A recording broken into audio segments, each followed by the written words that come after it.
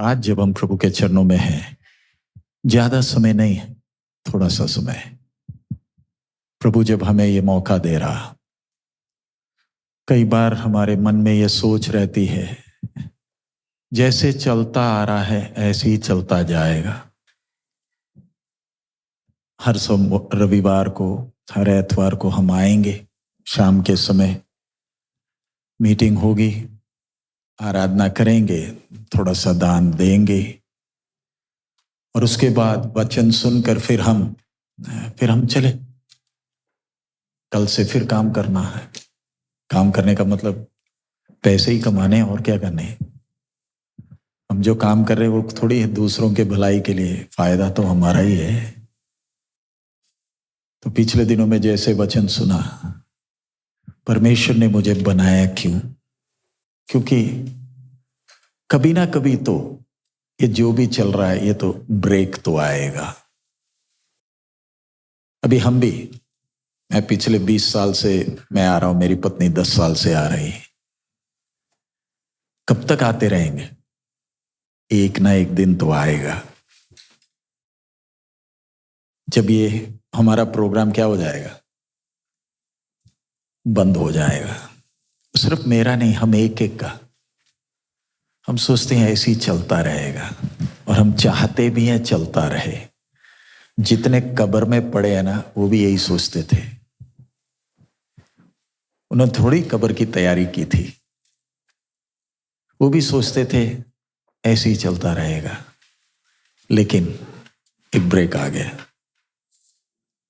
क्योंकि जिसने हमें बनाया है ना, जैसे पिछले दिन हमने सीखा, उसने हमें अपनी मर्जी के लिए बनाया। ये पृथ्वी भी आज किसके लिए? उसकी मर्जी के लिए।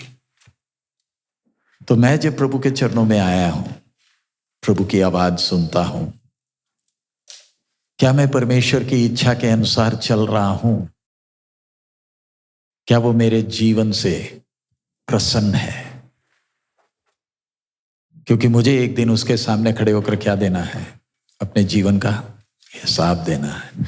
तो हम पिछले दिन परमेश्वर के साथ का संबंध का विषय हम सीख रहे थे। कैसे अदन बगीचा में आदम और परमेश्वर के बीच का संबंध टूटा। वो वाचा टूटने के पीछे का कारण परमेश्वर की आज्ञा को नहीं माना। याकूब 2 अध्याय उसका 10वां वचन निकाल लें। याकूब, जेम्स चैप्टर 2 वर्स 10। याकूब 2 अध्याय उसका 10वां वचन। जो सारी व्यवस्था का पालन करता है, परंतु एक ही बात में चूक जाए तो वह सब बातों में दोषी ठहरा। उसका मतलब क्या है? आपके सामने वो आयत है,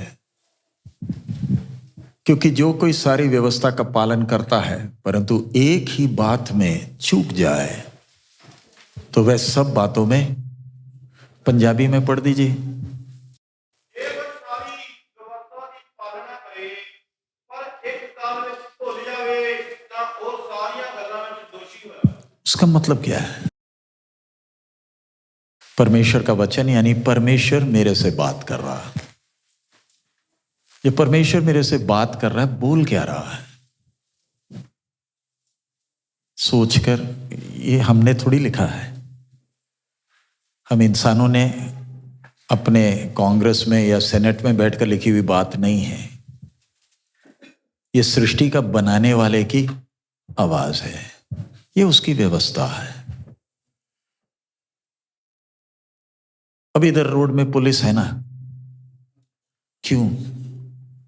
क्योंकि देश में कानून है। पुलिस आपको तंग नहीं करेगी अगर आप कानून को, लेकिन कानून से थोड़ा सा दाएं बाएं तो हाँ, हम लोग सोचते हैं कि कानून से बच सकते हैं। मैं उदाहरण बोल रहा हूं, क्योंकि उनको क्या मालूम मेरे बारे में।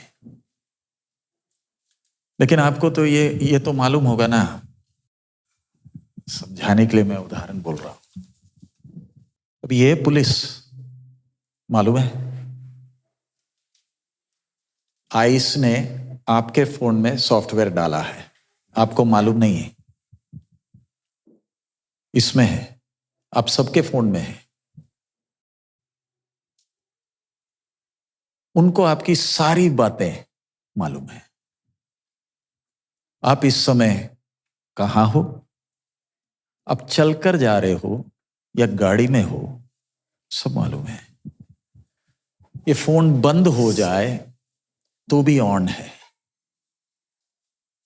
कुछ 500 ऐसे शब्द हैं जो आपके मुंह से निकलते ही ये रिकॉर्डिंग ऑन कर देता है, और वो रिकॉर्डिंग आपके फोन में नहीं है, उनके पास है। वो कभी भी आ जाएं और बोले चलिए। रात को 1 बजे भी आकर दरवाजा क्या कर सकते हैं? तो जब इतना बोला तो थोड़ा तो डर आ गया ना। अब इसके बिना जिए कैसे? अगर इससे इतना डर है, जिसने आपके अंदर विवेक डाली, उससे भागोगे कहां? इधर लिखा क्या है? जो सारी व्यवस्था का पालन करता है परंतु एक, अभी तो हम शायद कल बोले नहीं मैं तो नियम का सारा पालन करता था, एक गलती हो गई, छूट दे दो। इधर क्या बोल रहा है? एक से छूट होगी तो तेरा सारा मानना बेकार है, क्योंकि जिसने मुझे बनाया उसने मुझे अपनी मर्जी के लिए बनाया। हम इंसानों के साथ का खूबी क्या है, हमारी सोच क्या है? एग्जाम, स्कूल का जो एग्जाम होता है ना, इंडिया के हिसाब से मैं बोल रहा हूं, 100 मार्क का पेपर है तो 33 काफी है पास होने के लिए, 33 पास मार्क है। 60 के ऊपर मिल गया तो आपकी फर्स्ट डिवीजन आ गई, 75 के ऊपर आ गया तो आप डिस्टिंक्शन में आ जाते हैं। क्योंकि हमें पहले ही मालूम है कि 100 में से 100 तो किसी को मिलना ही नहीं है। इसलिए ना हमने 33 को क्या रखा है? पास मार्क, क्योंकि हमें मालूम है। लेकिन अगर परमेश्वर का एग्जाम हो तो पास मार्क कितना है जी? 100 में से एक भी कम हो गया आप फेल है। वो है परमेश्वर का हिसाब। हम इधर आकर बैठे क्यों? ये ऐसी बिल्डिंग क्यों? बैठने के लिए कुर्सी क्यों? अब रिकॉर्डिंग भी हो रही है। ये सब क्यों? जीवन उतना गंभीर है। इस्राएलियों को 613 नियम दिए थे और परमेश्वर ने बोला इसमें से अगर एक छूट गया तेरा 612 मानना बेकार। तो आज जब हम आज शाम को बैठे हैं, हम अपने आप को जांच कर देखें। मेरे हाथ में परमेश्वर का कलाम, आपके हाथ में भी है और इधर भी वही कलाम है। कितनी भाषा में है? कोई बोल सकता है मुझे ये तीनों में से एक नहीं मालूम? एक भी नहीं मालूम। एक तोड़ोगे। सो आपने और मैंने अपने आप को जांचना है, क्या मैं नियम का पालन कर रहा हूं जैसे खुदा चाहता है, जैसे उसने कहा है? क्या मैं उसके अनुसार चल रहा हूं? अभी उदाहरण के तौर पर इस्राएलियों को 613 में पैसे का उदाहरण, मैं पैसे का बता रहा हूं क्योंकि 613 में सिर्फ पैसा नहीं, खाने के विषय में पाबंदी है, कपड़े के बारे में है, खेती के बारे में है, आपके धंधे के बारे में है, पति पत्नी के संबंध के बारे में है, कपड़े के बारे में है, आपके जीवन के हर विषय के विषय में क्या है? नियम है, हर बात में।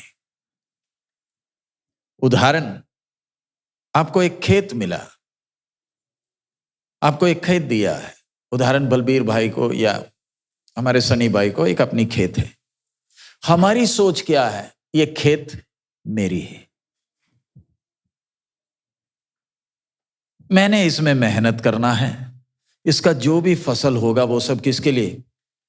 क्योंकि मैं ना मेहनत कर रहा हूं, इट्स फॉर मी।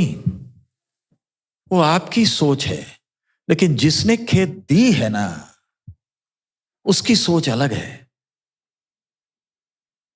अब आप तय करो, आपकी मर्जी चलेगी या जिसने दी है उसकी चलेगी? बोलो, आपका थोड़ी है। तो आपने कैसे ये सोच रख लिया कि ये मेरा है? तेरे इस खेत में से चिड़िए ने भी खाना खाना, वो भी इसी में से खाएगा। तू उधर कितनी भी चिड़िया को भगाने की कोशिश करे, नहीं, उसने भी किधर से खाना है? सोच कर देख लो। उसको मैंने जमीन नहीं दी, उसका कोई बैंक भी नहीं है, उसका कोई रसोई भी नहीं है, वो भी खाएगा किधर? इधर से खाएगा। आप बोलो, हमें अच्छा लगता है? हाँ जी, क्यों? गलती किसकी? आपको एक घर मिला, ये आपके लिए थोड़ी है, लेकिन आपने क्या सोच लिया? ये मेरा घर है। गलती तो आपकी है। अब चिड़िए की बात छोड़ो, अब जब तो फसल काटेगा ना, खेत का कोना कोना क्या कर देना? उसको नहीं काटना, हाथ नहीं लगाना उसको। वो किसका है? चिड़ियों का नहीं। विधवाएं, अनाथ, वो उनका है, वो काटेंगे, तूने हाथ नहीं लगाना। और अगर कोई दाना नीचे गिर गया, उसको क्या नहीं करना? उठाना नहीं। हमें तो गुस्सा चढ़ जाएगा, हम बोलेगा तो ऐसे है, तो फिर रहने दो। मैं तो खेत तब रखूंगा अगर पूरा का पूरा तेरा है। क्या तू नंगा आया? तू जाएगा भी नंगा। तू लेकर क्या जाएगा? कोशिश कर ले। तू जब मरेगा ना, तेरे हाथ में घर की चाबी भी दे देंगे, बैंक के पेपर भी रख लेंगे, ले जाना, लेकर जाना, छोड़ना नहीं। तेरे गले में ही हम बांध कर रख देंगे। तू गड्ढे में जाएगा तो तू लेकर क्या जाएगा? तो फिर इसके पीछे तू मरता क्यों है? तू किसके पीछे मर रहा? ये सिर्फ तेरे लिए नहीं, ये किसके लिए भी है? और मेरी आज्ञा है उसको क्या नहीं करना? हाथ नहीं लगाना। मैंने एक उदाहरण बोला है। ऐसे तो आप सोचो ना, आज जब हम इधर बैठे हैं, ठीक है, मैंने डब्बे में दौड़ा डाल दिया, और ये भी क्यों डाला है? ताकि मुझे, वो तभी डाला है मैंने, इसलिए डाला ताकि मेरे को, और यानी जो 100 मिला है उसमें से मैंने 10 इसलिए डाला है ताकि 100 भी पार हो जाए। और फिर इधर आराधना के लिए आया तू ऐसी सड़ी हुई सोच के साथ। इतनी सड़ी हुई तेरी सोच है, और तू मेरी आराधना करता है। तू मुझे देखता कैसे है? तू मुझे समझता कैसे है? पढ़िएगा उत्पत्ति 6वां अध्याय, आप उसका 3 दोबारा पढ़ लें। तब यहोवा ने कहा, मेरा आत्मा मनुष्य में सदा के लिए निवास ना करेगा, क्योंकि मनुष्य भी शरीर ही है, उसकी आयु 120 वर्ष की होगी। सो इधर हम जब पढ़ रहे हैं, परमेश्वर जब देखता है मेरी आत्मा मनुष्य से सदा क्या नहीं करेगी? वाद विवाद रुक जाइए।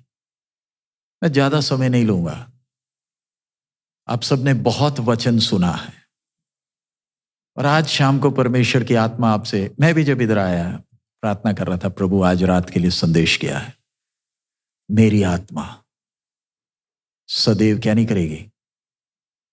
वाद विवाद नहीं करेगी। कुछ समझ में आया? तेरे को मेरा वचन मालूम है, तू अनजान नहीं है, तू पढ़ता नहीं है तो भी तेरे घर में ये है, तेरे फोन में है मेरा वचन। और मेरी आत्मा क्या नहीं करेगी? अब तेरे से बात नहीं करेगी। हम में से कईयों के लिए शायद आज रात आखिरी है। प्रभु और बात नहीं करेगा। मुझे नहीं मालूम ये किसके बारे में है, लेकिन मैं जब आया, प्रभु की आत्मा ने मुझे दिया संदेश है। मेरी आत्मा वाद विवाद, क्योंकि मेरा कलाम सुनने के बाद भी तू मेरे से विवाद करता है। तेरे मन की सोच हमेशा बुरी है। लिखा है ना 5 में, And God saw that the wickedness of man was great in the earth, that every imagination of the thoughts of his heart was only evil continually. Hindi में, यहोवा ने देखा कि मनुष्य की बुराई पृथ्वी पर बढ़ रही है और उनके मन के विचार में जो कुछ उत्पन्न होता है वह निरंतर बुरा ही होता है। मन में उठने वाले विचार निरंतर, एक बार नहीं, बार बार अंदर जो विचार उठते हैं वो क्या है? शैतान को बीच में मत लाइए, किसी और को दोष मत दीजिए। मेरे मन में जो विचार आते हैं वो कैसे हैं? मेरे साथ परमेश्वर ने इतना भलाई किया, और मेरा विश्वास है हम जितने भी इधर बैठे, हम एक एक ने प्रभु की भलाइयों को अनुभव किया है, परमेश्वर के सामर्थ को अनुभव किया है। तो जब खुदा ने मेरे साथ इतना भलाई किया, मैंने इतना सब कुछ अनुभव किया, तो मेरे मन में उठने वाले विचार निरंतर, एक बार नहीं, बार बार बुरे ही क्यों हैं? इसलिए ना परमेश्वर बोलता है मेरी आत्मा सदैव क्या नहीं करेगी? वाद विवाद नहीं करेगी। कब तक? क्योंकि तेरे को कितना भी समझाऊं, तूने फैसला किया है कि मैंने अपनी मर्जी से ही चलना। चाहे कुछ भी तुसी बोलना बोल दो, मैनू कोई फर्क नहीं पड़ेगा। हम थोड़ी बोल रहे हैं,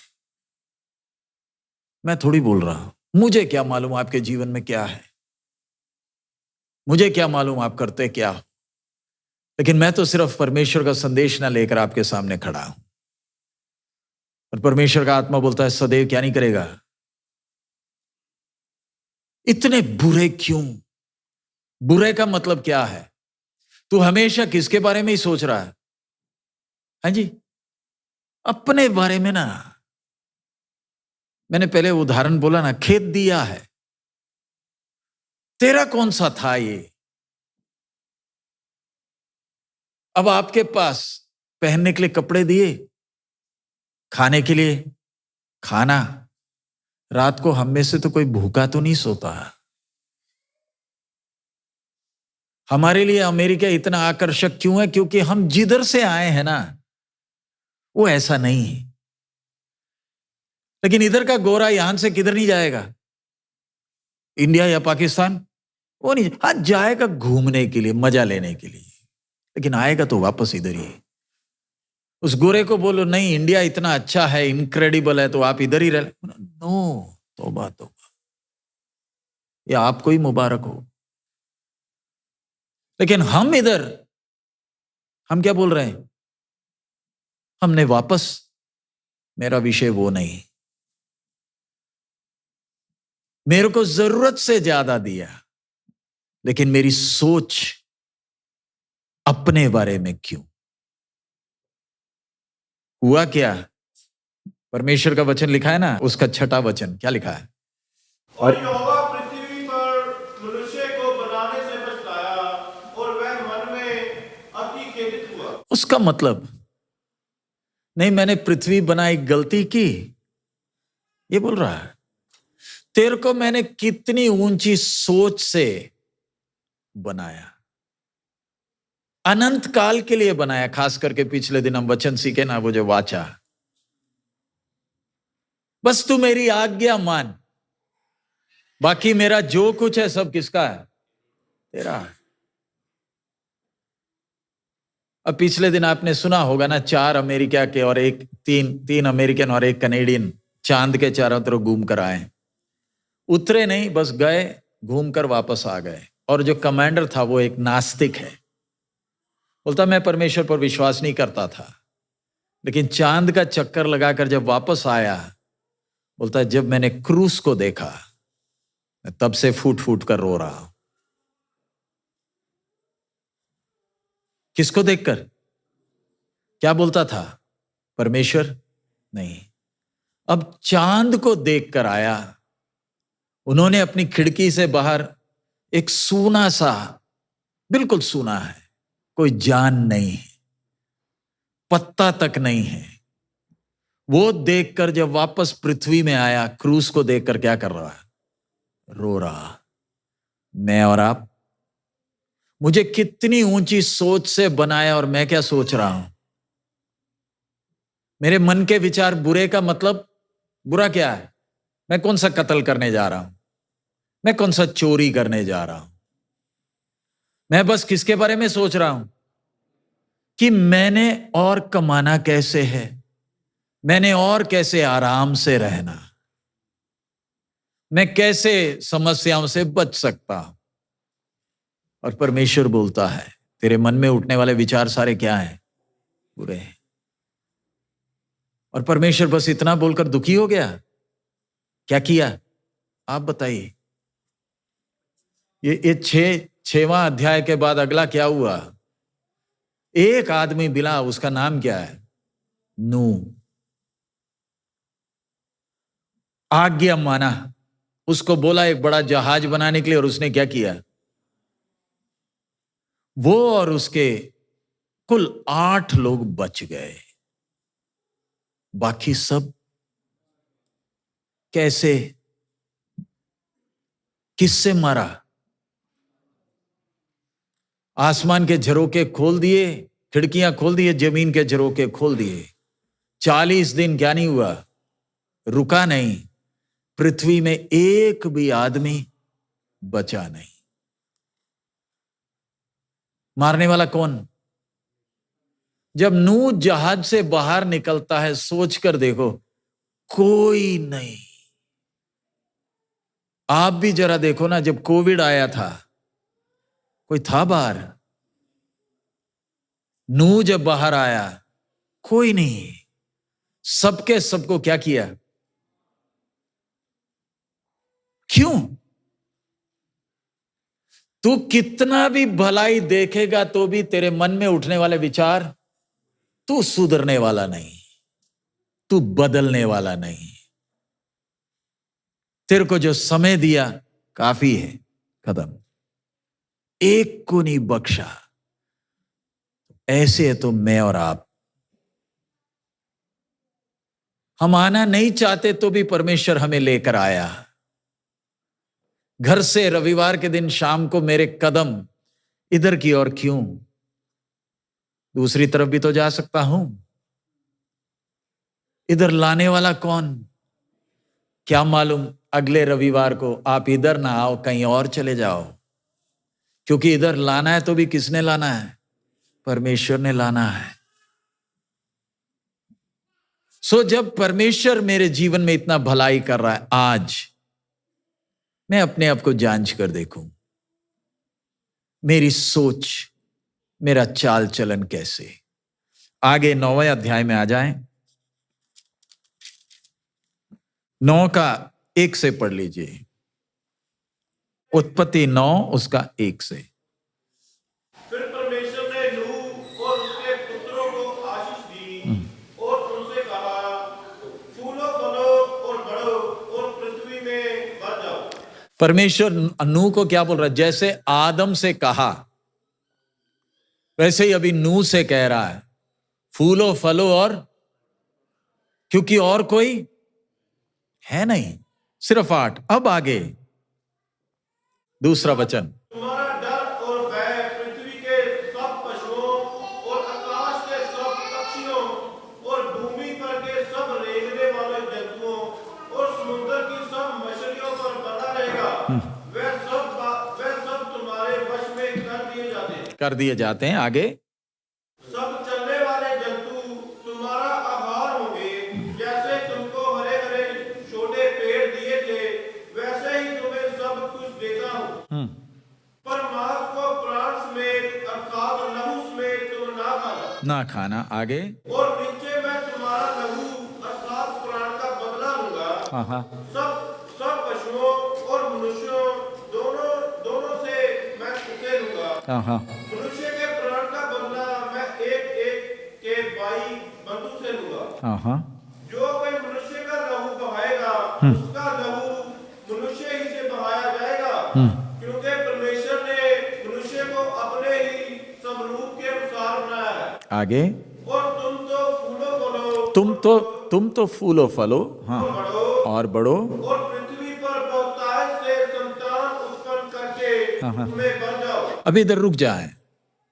अभी परमेश्वर इंसान को क्या बोल रहा है कि तुम जानवरों को मैंने तुम्हारे हाथ में दिए हैं ताकि तुम्हारा भय, आदम, हमने पिछले दिन देखा ना, आदम जानवर नहीं खाता था, मीट नहीं खाता था, क्योंकि उसका भय पहले से ही बना हुआ था। उसको किसी को कत्ल कर डराने की जरूरत नहीं थी। अब जब आदम का परमेश्वर के साथ संबंध बिगड़ गया तो सारा सिस्टम ही बिगड़ गया। अब डराने के लिए क्या करना है? कत्ल करना है। तो आगे परमेश्वर उनसे बोल रहा है फूलो फलो और पृथ्वी में भर जाओ। अब 8 से पढ़िए। फिर परमेश्वर ने नूह और उसके पुत्रों से कहा, नूह और उसके पुत्रों से कहा, सुनो, हाँ, मैं तुम्हारे साथ और तुम्हारे पश्चात जो तुम्हारा वंश होगा उसके साथ भी वाचा बांधता हूँ। मैं तुम्हारे साथ और तुम्हारे बाद के संतान के साथ वाचा बांधता हूं। आगे, और सब जीवित प्राणियों से भी और सब जीवित प्राणियों से भी, जो तुम्हारे संग है, हाँ, क्या पक्षी, क्या घरेलू पशु, क्या पृथ्वी के सब जंगली पशु, पृथ्वी के जितने जीव जंतु जहाज से निकले हैं। हाँ, और मैं तुम्हारे साथ अपनी ये वाचा बांधता हूँ कि सब प्राणी फिर जल प्रलय से नाश ना होंगे, हाँ, और पृथ्वी का नाश करने के लिए फिर जल प्रलय ना होगा। फिर परमेश्वर ने कहा, जो वाचा मैं तुम्हारे साथ और जितने जीवित प्राणी तुम्हारे संग है उन सबके साथ भी युग की पीढ़ियों के लिए बांधता हूँ, उसका ये चिन्ह है कि मैंने बादल में अपना धनुष रखा है, वह मेरे और पृथ्वी के बीच में वाचा का चिन्ह होगा। बस इतना काफी। अब परमेश्वर कहता है मैं मनुष्य के साथ और जानवर के साथ क्या बांध रहा हूं? वाचा क्या? कि आगे से मैं अब जल प्रलय के साथ। तो एक सवाल, तो फिर मारा क्यों? मारने के बाद फिर क्यों बोल रहा है आगे से मैं नहीं मारूंगा? जान से इसलिए मारा, अगर नहीं मारता तो हम तो तुले हुए हैं कैसे ना कैसे अपने आप को क्या करने के लिए? बर्बाद करने के लिए। समझाने के लिए एक उदाहरण, सप्ताह में एक दिन काम नहीं करना, उससे फायदा हमें है या परमेश्वर को है? हाँ जी, तो फिर ओवर टाइम क्यों कर रहे हो? उससे नुकसान किसको है?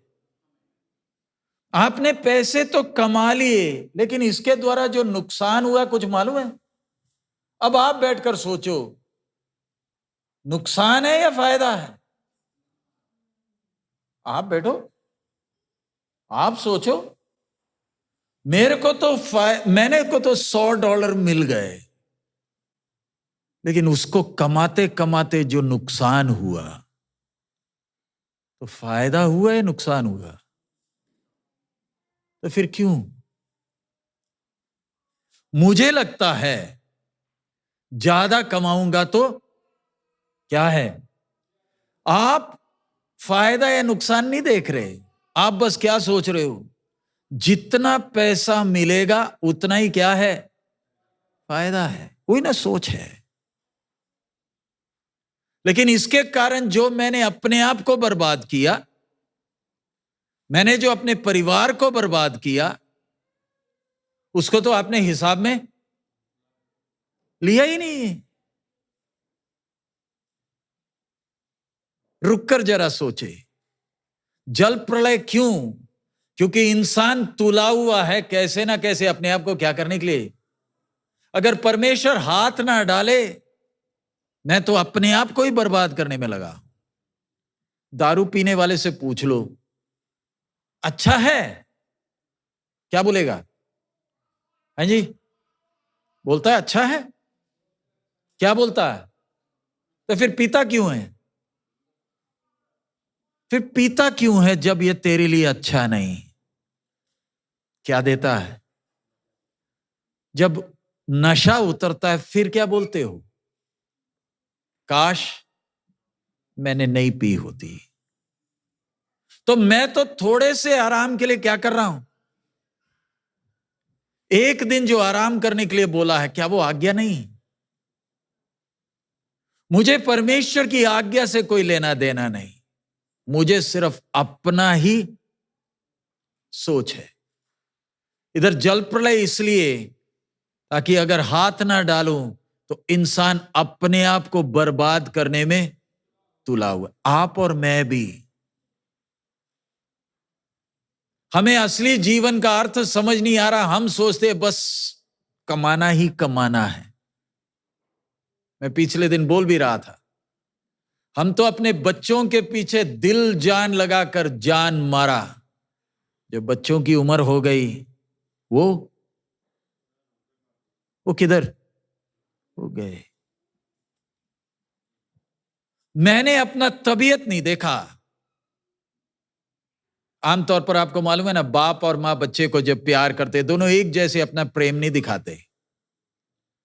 हमें लगता है मां ज्यादा प्यार करती है क्योंकि मां ने ना रोटी में घी लगाया। बाप को रोटी में घी लगाते कभी देखा नहीं है। लेकिन ये बाप रोज जब घर से बाहर जाता है ना, अपना दुख किसी को नहीं बताता है।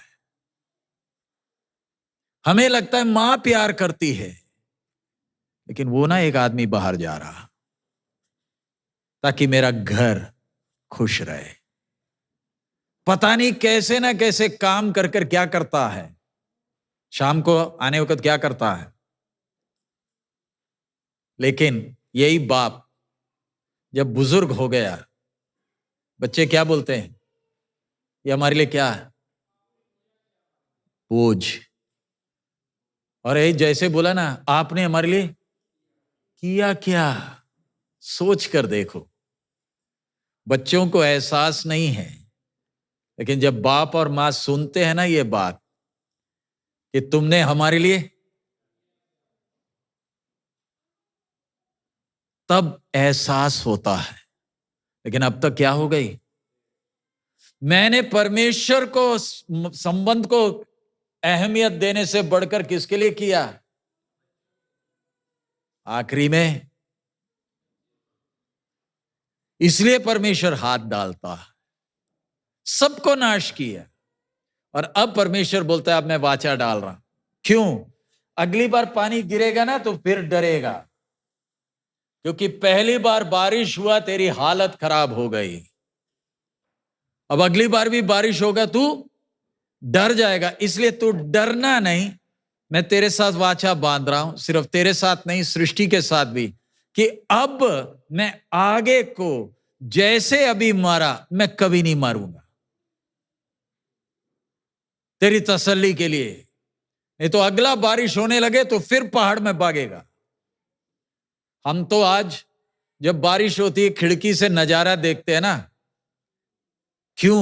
वो वाचा होने के कारण। नहीं तो हम किसी ने भी न्यूयॉर्क में घर नहीं लेना था। पानी नजदीक है, ज्यादा दूर नहीं है, और उधर कोई दीवार है? रेत है। और अगर अटलांटिक जो बार बार आता है फिर जाता है ना, और अगर वो बोले इस बार तो मैं वापस नहीं जा रहा, तो क्यों? उस वाचा के कारण, हमारे कारण नहीं।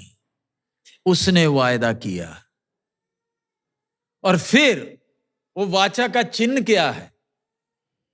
बोलिए, पढ़ा था ना आपने? हाँ जी, वो चिन्ह क्या है? वो किस चीज को दिखाता है? वो चीज क्या है? आपने तो बहुत बार देखा, मैं आपसे पूछता हूं वो चीज क्या है? हाँ जी, वो चीज क्या? मैं दोबारा पूछ रहा हूं, वो जो चीज देख रहे हो वो चीज क्या है? बाण नहीं है? हाँ जी, क्या है? बाण है? नहीं है। हमने बाण को 7 रंग बोलते हैं ना। चीज क्या है? बाण है ना, बो है। वो बो कितने रंग में दिख रहा है? और हम बोलते, इधर है ना मुसीबत हमारे साथ, हम बोलते कितना खूबसूरत है। भाई वो बाण है, तू खूबसूरती देखी जाए, तेरे को एहसास है वो चीज क्या है? क्या है? बाण है। और बाण किसके लिए इस्तेमाल होता है? बोलिए, बाण किसके लिए होता है? तीर मतलब किधर? घर में? पुराने जमाने में यही ना था टैंक? दुश्मन को मारने का हथियार है। जब एक अपने बाण में तीर लगाता है, सामने वाला डरता था। हम बोलते रंग बिरंगा कितना अच्छा है। भाई बहन, हे मूर्ख, ये बाण है। तू इसको देखकर बोलता है फोटो ले लूं, और ये बाण किधर की ओर है? इसमें तीर लगाएंगे तो जाएगा किधर? हाँ, बोलिए। ये बाण में जिस तरह से ये बाण खड़ा है, इसमें अगर तीर रखोगे तो जाएगा कहां? नीचे या ऊपर? अगर ये बाण उल्टा होता तो करते क्या? ये बाण ऐसे होने का मतलब परमेश्वर बोल क्या रहा है कि मैं तुम्हारे साथ वाचा बांध रहा हूं, लेकिन चिन्ह बाण क्यों? क्योंकि तेरे मन में जो भी उठता है ना, तूने मेरी ओर तीर लगाया है। कुछ समझ में आया? तेरे मन में जो भी उठ रहा, बेशक बाढ़ से सब नाश हो गए, लेकिन तेरे मन के विचार अभी भी, तू हमेशा तीर लेकर मेरी ओर खड़ा है। तू अपनी दुश्मनी किस पर निकाल रहा? समझ ले मेरा अनुग्रह कितना है। गे लोगों का निशानी भी क्या है? हैं? रेनबो क्यों? हम अपनी मर्जी करेंगे। अकड़ की निशानी है ये, घमंड की निशानी है। और हम बोलते कितना खूबसूरत दिखता है।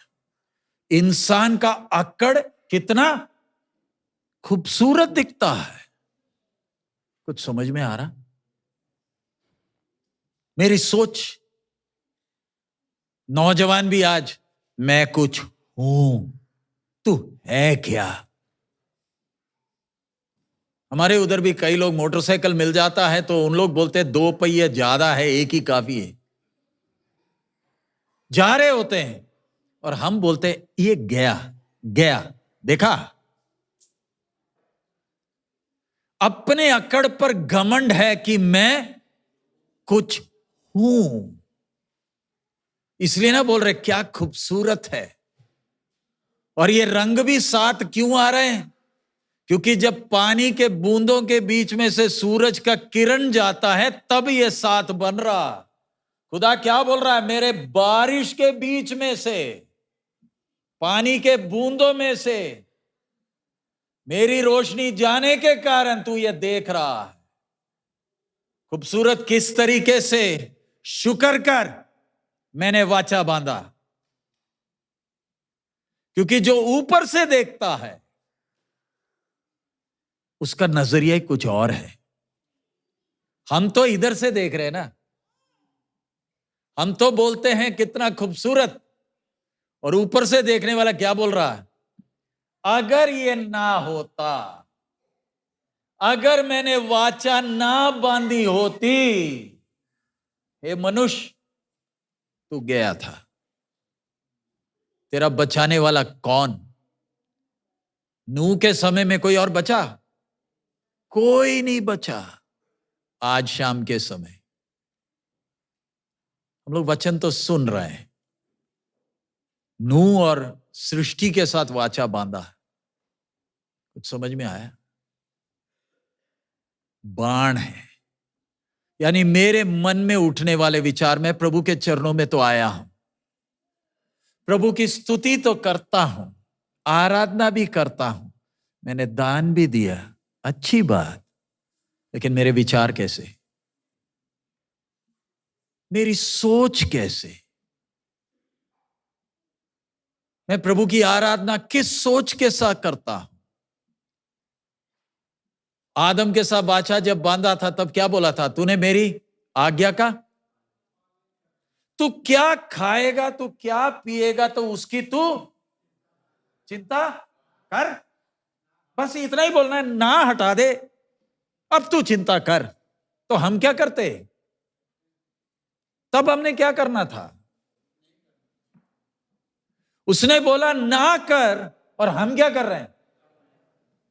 और अगर वो बोल दे बस तू कर, तो आप ना करोगे तो भी करना पड़ेगा। अगर परमेश्वर आज मेरा हाथ छोड़ दे, मेरी हालत क्या होगी? आदम की स्थिति देख लीजिए, आज्ञा तोड़ा, अब यही पृथ्वी तेरे लिए क्या उगाएगी? कांटे। कांटे उगने का मतलब अब यही पृथ्वी तुझे दर्द देगी, और दे रही है, तब से दे रही है। उदाहरण के तौर पर अब्राहम के साथ जब वाचा बांधा, उसका चिन्ह है खतना। हर यहूदी ने अपने लड़के को 8वें दिन क्या करना है? खतना करना। वो खतना का चिन्ह क्यों? उस अंग में क्यों? क्योंकि वो जो चमड़ा काट कर निकालते हैं ना, वो फिर दोबारा कभी उगता नहीं, वो वापस नहीं आता। बाकी कोई भी आप चमड़े में कट लग जाए क्या हो जाएगा, लेकिन खतना में जो चमड़ा कट गया वो वापस। और फिर अगली बात, उसमें असली क्या है? तुम मेरी प्रजा हो। इस्राएली के साथ परमेश्वर ने वाचा बांधा, परमेश्वर ने नूह के साथ, अब्राहम के साथ, इस्राएली के साथ, दाऊद के साथ वाचा बांधा। अब्राहम के साथ जब वाचा बांधा तो उसका निशानी था ये, मैं सब में नहीं जा रहा, ये विषय हमने लिया है, आप बाद में यूट्यूब में जाकर उसको क्रम अनुसार सीख सकते हैं। लेकिन ये खतना का चिन्ह क्यों? एक बात उसकी गंभीरता समझना, अन्य जाति बाल की आराधना करते थे और उस आराधना में वो वेश्याओं के पास जाते थे। अब तू अब्राहम का संतान है, ध्यान से सुनना, तू जब वेश्या के पास जाएगा ना, वो बोलेगी तू भी, वेश्या तुझे पकड़ लेगी, तू बाकी आदमियों जैसा नहीं है, तू मेरे पास क्यों आया? कुछ समझ में आया? तेरे को कौन पकड़ेगा? वेश्या जिसके पास तू सुख भोगने गया ना, वो पूछेगी तू क्यों मेरे पास आया? तुम तो एक अलग खास कौम हो, तुम्हारे साथ परमेश्वर ने वाचा बांधा है, तुमने हमारी तरह थोड़ी जीना है, तुमने तो हमसे अलग, उसकी ना निशानी है ये, और तू मेरे पास आया। हम जितने इधर बैठे हैं, क्या बोल सकते परमेश्वर ने आपको बुलाया है जी, चुना है, पक्का बोल सकते हो कि मुझे एक ने, आप बाप करके बुलाते हो ना, तो क्या मैं और आप जैसे दुनिया चलती है चल सकते हैं, सोच सकते हैं, तो फिर सोचते क्यों हो? अगर सोचोगे और चलोगे तो भारी नहीं पड़ेगा। मैं और आगे नहीं जा रहा, अभी प्रार्थना करने जा रहा हूं। विषय, मेरी आत्मा सदा क्या नहीं करेगी? वाद विवाद। मैं तुझे और कितना समझाऊं? कितने बार तुझे बचाया? मैं भी अपने जीवन में देखता हूं, हम जितने बैठे, सिर्फ आप नहीं, ये वचन मेरे लिए भी है। मेरे साथ प्रभु कितना भला, आज तक कभी झूठ नहीं बोला।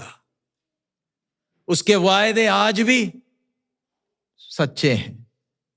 उसने मुझे कभी अकेले नहीं छोड़ा। उसने बोला ना, मैं तुझे कभी दूध पिलाने वाली मां, मैं टिमटिमाती बत्ती को मैं कभी, याद है वो जो अवसर जब आप अकेले थे, आप अकेले रोए हैं, आपने दिल छोड़ दिया था, आपको लगता था अब अगला कदम कैसे लें, वो साथ था। इस समय तक क्या उसने चलाया? क्यों? ताकि मैं उसकी इच्छा के अनुसार चलूं। तू क्या खाएगा क्या पिएगा उसकी तू क्या ना कर चिंता। क्या वो सच्चा है? मसीह यीशु के द्वारा क्या एक नया वाचा बांधा है? अगली बार प्रभु भोज के सामने जब जाओगे तो एहसास है ना, ये कटोरा मेरे साथ का क्या है? वाचा है। वो मुझे कभी छोड़ेगा नहीं। लेकिन क्या मेरे संबंध में परमेश्वर आज खुश है या दुखी है? प्रभु, आज जब मैं इधर से बाहर जाऊंगा, मुझे नहीं मालूम कल का दिन कैसे होगा। आप चिंता मत करें। जो अभी तक लाया आगे भी चलाने के लिए विश्वास योग्य है।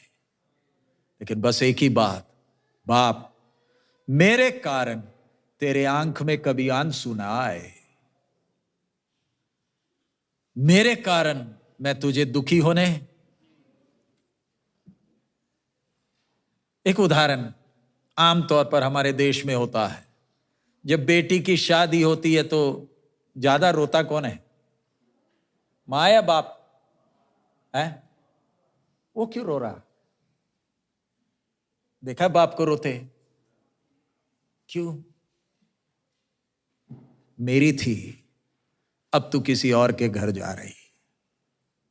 वो बाप का मन, मैं उदाहरण बोल रहा हूं। अगर एक बाप अपनी बेटी की शादी में इतना रोता है, जिसने मुझे ये एक जीवन दिया, अनंत काल के लिए बनाया, अगर मैं खो गया तो उसका मन कितना रोता है। नरक में डाल क्यों रहा है? न्याय के कारण। क्या आपको लगता है परमेश्वर मन चाहता है सबको नरक में डाले? कितनी ऊंची सोच के साथ हमें बनाया। आइए हम अपने सिरों को झुकाएं, थोड़ा समय ले ले। पिछले दिनों में वाचा का विषय हमने सीखा। नूह के साथ वाचा, सृष्टि के साथ वाचा है। हालेलुया। मेरे मन में उठने वाले विचार कैसे हैं? अपने आप को जांचे। अगर आपको एहसास है कि मेरे जीवन के द्वारा परमेश्वर खुश नहीं, आज अपने बाप के साथ के संबंध को ठीक करा लें, ताकि अगले रविवार अगर प्रभु मौका दे, तब आपकी सोच कुछ और होनी चाहिए। प्रभु यीशु मसीह का आगमन बहुत नजदीक है। हम आपको प्यार करते हैं, इसलिए आपसे परमेश्वर का संदेश बिना मिलावट के आपसे कह रहे हैं। दूल्हा आ रहा है। दूल्हा की आने की आहट सुनाई दे रही है। प्यारे मित्र, अनुग्रह का दरवाजा बंद होने वाला है। अगर मैं छूट गया फिर डॉलर क्या मदद करेगा, मेरा तंदुरुस्ती क्या मदद करेगा। सबसे जरूरी मेरा परमेश्वर के साथ का संबंध है। उस बाण को जब हम देखते हम यही बोलते, प्रभु तेरे अनुग्रह के लिए धन्यवाद, तेरे अनुग्रह के लिए धन्यवाद।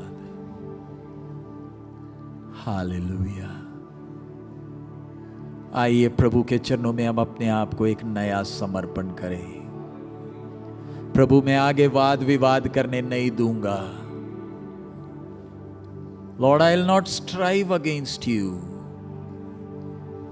तेरी आवाज को सुनकर पूरा का पूरा मानते हुए, बाप तेरे आंखों में अब आंसू आने मैं नहीं दूंगा। हालेलुया। एक नया समर्पण का रात हो जाए। अब कल की चिंता बिल्कुल ना करें। चाहे आपकी जीवन की परिस्थिति कैसे भी हो, तू अपनी सारी चिंता मेरे ऊपर डाल दे, क्योंकि मुझे तेरी चिंता है। तूने मुझे नहीं चुना, मैंने तुझे चुना है। दास कर कर नहीं, अपनी संतान कर कर चुना है। अब्बा पिता बुलाने का अधिकार मैंने तुझे दिया ना। क्रूस के पर क्या तूने मेरे प्यार को देखा? Hallelujah, hallelujah. आत्मा में प्रभु से बात करें। प्रभु तेरी आत्मा मेरा नियंत्रण ले ले। मांगो तो तुम्हें मिलेगा, ढूंढोगे तो पाओगे, खटखटाओगे तो तुम्हारे लिए खोला जाएगा। प्रभु तेरी आत्मा मेरा नियंत्रण ले ले। Hallelujah,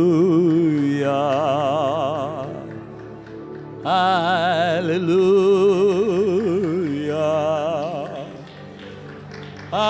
hallelujah. जय जयकार। अपनी सारी निराशा इधर छोड़ कर जाएं, अपनी सारी चिंताओं से आज रात को छुटकारा पाएं। हालेलुया। आइए हम अपने स्थानों में बैठ जाएं। आज प्रभु हम सबको अपने चरणों में लाया। गीतों के द्वारा हमने प्रभु की स्तुति की। अपने से जितना हो सकता था हमने प्रभु की सेवकाई के लिए भी दिया। आखिरी में प्रभु की आत्मा ने हमसे बात भी किया। अब इसके बाद हम जब अपने घर जाएं, एक नए समर्पण के साथ, बाप तेरे आंखों में कभी मैं आंसू आने नहीं दूंगा। मैंने तुझे कई बार दुखी किया, लेकिन तू मेरे साथ आज तक विश्वास योग्य बना है। मेरे पास देने के लिए कुछ नहीं। पहले दिन भी हमने जो वचन सुना, अपने बुलाए जाने को तो सोच। ना शरीर के अनुसार ज्यादा बलवान, ना सामर्थी, ना कुलीन। मेरे पास पैसा होने के कारण नहीं बुलाया, लेकिन मुझे इस न्यूयॉर्क के इलाके में रखा है ताकि धनवान, सामर्थी और कुलीन मुझे देखकर शर्म आ जाए, कि वो लज्जित हो जाए। इसके पास अच्छे कपड़े तो नहीं हैं, रोज की रोटी के लिए मेहनत करता है, लेकिन इसका जीवन कितना आशीषित है। ये परमेश्वर का जन है, परमेश्वर का दोस्त है, प्यारे अजीजों, चाहे कुछ भी हो जाए, कुछ भी हो जाए, प्रभु के साथ के संबंध में कभी आंच आने ना दे। हमारा बुलाने वाला सच्चा है, अभी तक चलाया, आगे भी चलाएगा। उसका वचन सच्चा है। आइए उस पर भरोसा करते हुए हम अपना दौड़ पूरा करें। हमारा प्रभु अति शीघ्र आ रहा है। हमारे लिए भी प्रार्थना करें ताकि प्रभु हमें और अपने में बलवंत करे, ताकि जितनी भी उम्र वो देता है, प्रभु का सच्चा वचन बिना मिलावट के लेकर जाने के लिए प्रभु हमें सहायता करे। हमें भी आपकी प्रार्थना की जरूरत है। प्रभु के दास आगे आए, प्रार्थना करेंगे।